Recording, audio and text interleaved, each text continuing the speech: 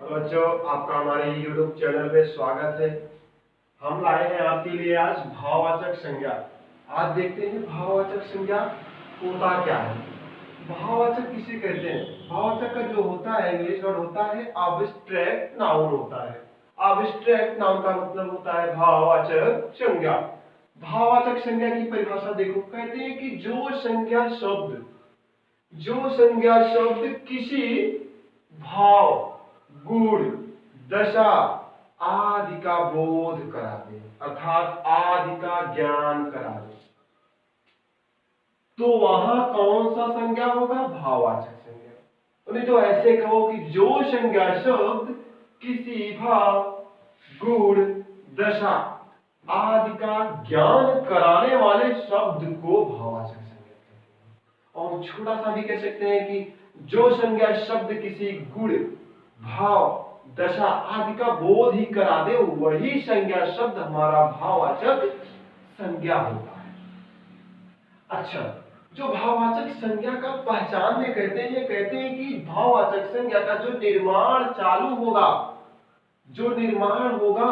वो जात से भी भाववाचक जाएगा, सर्वनाम से भी भाववाचक जाएगा, विशेषण से भी भाववाचक जाएगा, क्रिया से भी भाववाचक जाएगा और अव्यय से भी भाववाचक संज्ञा में बदला जाएगा।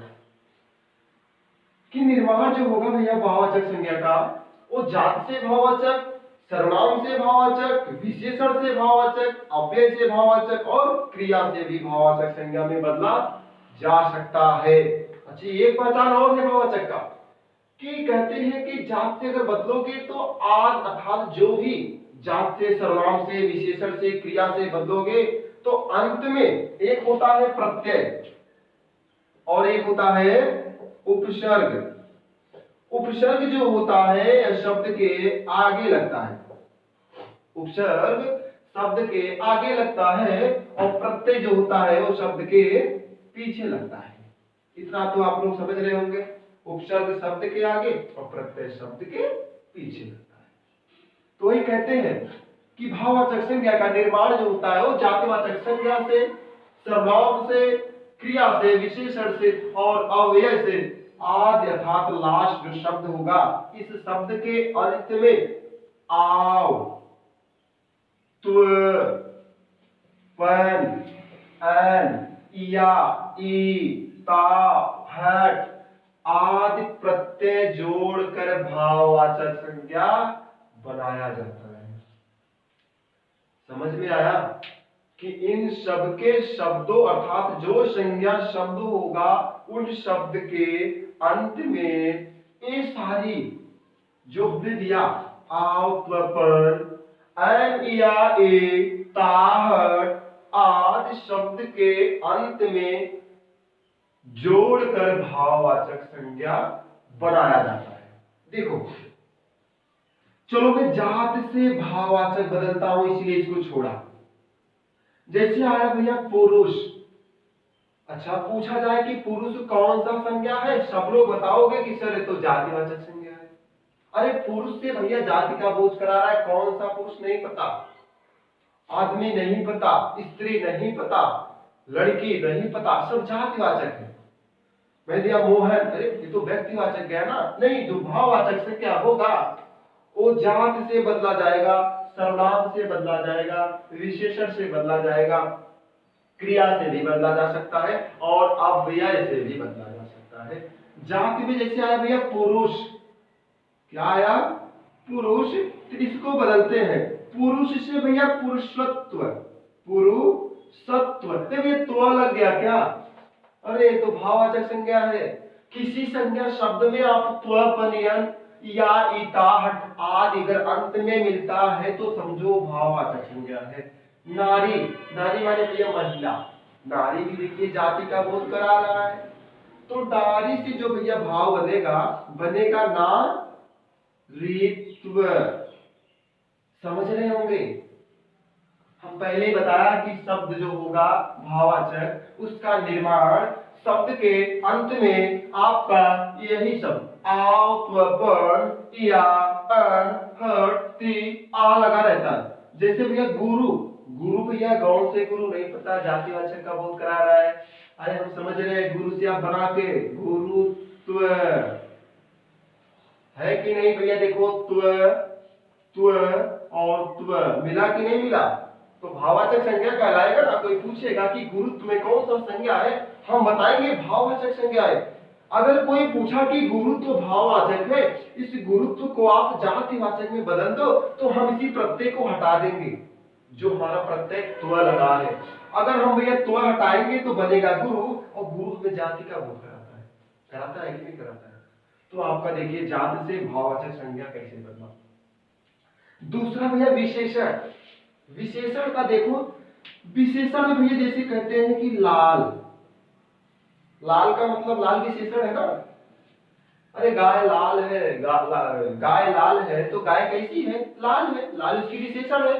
तो लाल से देखो लालिमा, क्या बता? लालिमा। लालित सॉरी ललित से भैया लालित्य बन गया। भोला सा भोलापन बन गया। पन लगा कि नहीं लगा? लग गया ना। तो भोला, भोला सा भोलापन। अच्छा जैसे कह दिया जाए लड़का, जातिवाचक है, और लड़का से लड़कपन भाववाचक गया ना। वही चीज कहते हैं भैया। विशेषण में देखो जैसे ललित आया तो लालित्य हो गया, लाल आया तो लालिमा हो गया, भोला आया तो भोलापन हो गया। ये दूसरा है। तीसरा जैसे क्रिया भैया, क्रिया कहते हैं किसे? क्रिया का जो इंग्लिश होता वर्ब होता है ना। आगे बताएंगे आपको, पार्ट ऑफ स्पीच जो पढ़ाएंगे तो उसमें आपको बहुत अच्छी सी तरह से बताएंगे। इसी क्रिया जैसे भैया घबराना, घबरा जाएंगे तो मेरी क्रिया है ना। कल हो गया, मैं कहीं जा रहा था, अचानक घबरा गया, ये हमारा आपके अंदर क्रिया है। तो घबराना था घबराहट, हट मिला क्या कहीं? तो देखो भैया हट है कि नहीं है? पहले ही कहा कि भाववाचक संज्ञा का जो निर्माण होगा वो इन्हीं शब्द के अंत में लगा दोगे तो आपका भाववाचक संज्ञा बन जाएगा। थकना, कोई काम करोगे भैया तो थकोगे कि नहीं थकोगे? थक जाओगे ना, तो आपका क्रिया है।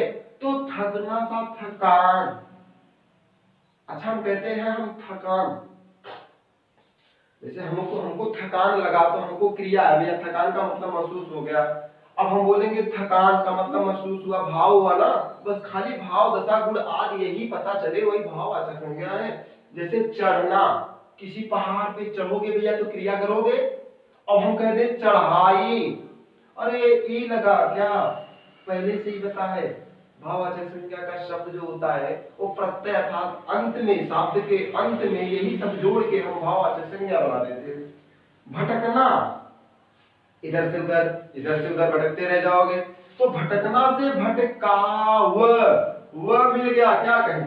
देखो आव, भैया आव तो नहीं है, आप का बोलोगे तो आ आएगा, आ में वह जोड़ोगे तो आव आएगा। सारे समझ रहे है ना?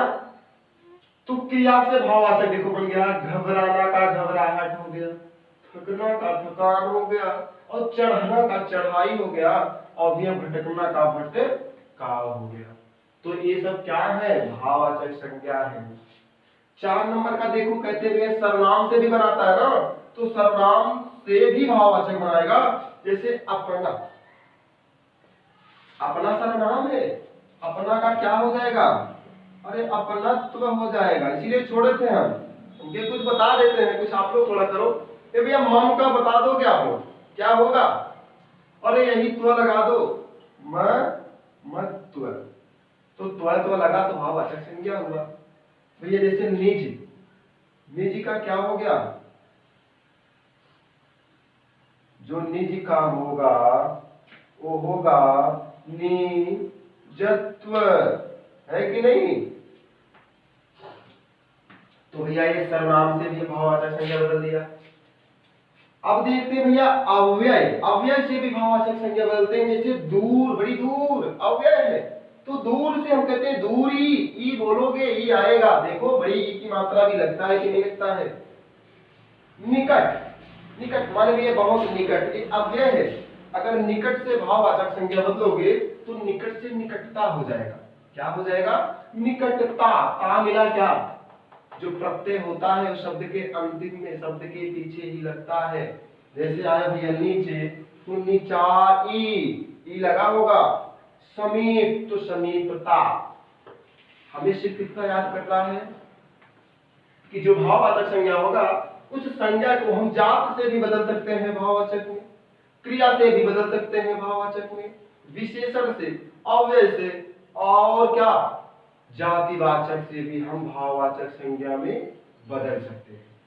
और दूसरी बात हमको यही याद रखना होगा कि इन शब्द से जब अंत में बदलोगे तो शब्द में आपका आओ, पर, इया, ई, ता, हट आदि शब्द के